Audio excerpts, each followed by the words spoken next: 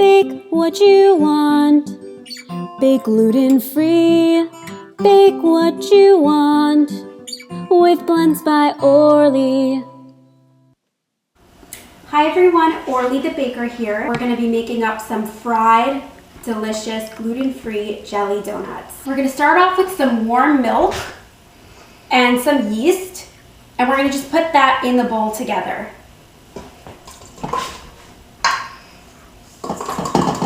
So we're just going to let that sit for a couple minutes.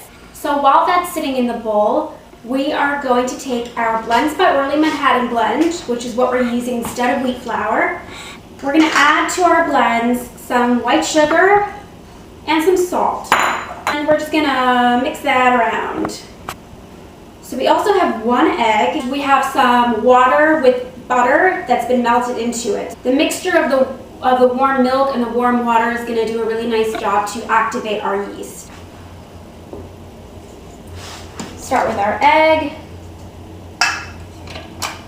Add in our dries now. Just pour them right in.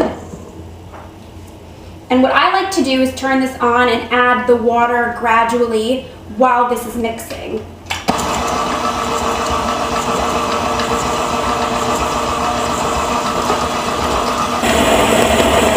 So I've sprinkled some Manhattan blend on my surface, and I took our batter out of the bowl and just rolled it into a ball. Your dough will be very soft and almost silky feeling. And I have a side of Manhattan blend to add to the dough as needed to prevent it from sticking to the table. And we're gonna roll this into a rectangle about 1/4 inch thick.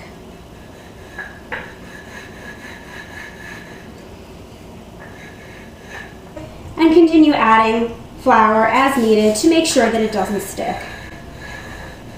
Now this is about 1/4 inch thick, so this is where we're going to stop. This is something that more of you probably have at home, so we're going to use this as our stencil.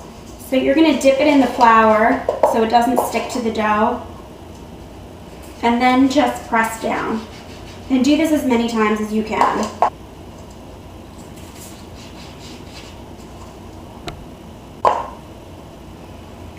So we're just going to put these round pieces of dough to the side. And with our extra dough, we'll gather it back up into a ball and re-roll it out so that we can get use of all of our dough. You just want to make sure to water wash around the edges of each round so that when we stick them together, to press the edges, they will stick together. So you can fill your donuts with whatever you want. We're just going to take a little teaspoon and drop it in the center of each dough round. Just a dollop. Okay, great. So now we're going to take the other half of our donut round and stick it on top. 1.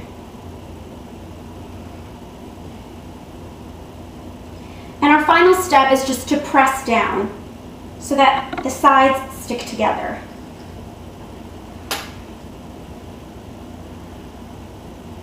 I have a pot of canola oil that's heating on the stove, and we're going to fry up these donuts. So our oil is now heating up to 350 degrees. If you do not measure the temperature of the oil, your oil might be too hot and then your donuts will burn. So you can get a candy thermometer from any sort of baking store like a Williams-Sonoma, Bed Bath & Beyond, but it's definitely a really good tool to have for baking. So take our first donut. You can either carefully drop it in or you can use these tongs. Ooh. You can actually see how it's puffed up a little bit and it's brown around the edges. It's sort of floating to the top. That's when you know it's time to flip it over. Very gently flip it over. And when we're ready to go, we have a paper plate that's going to absorb the oil. Gently lift it up. How cute are these tongs? We're using these Kosher Tong brand, Kosher Tongs. This blue one is for dairy. Just dangle the oil a little bit. place it on the paper plate.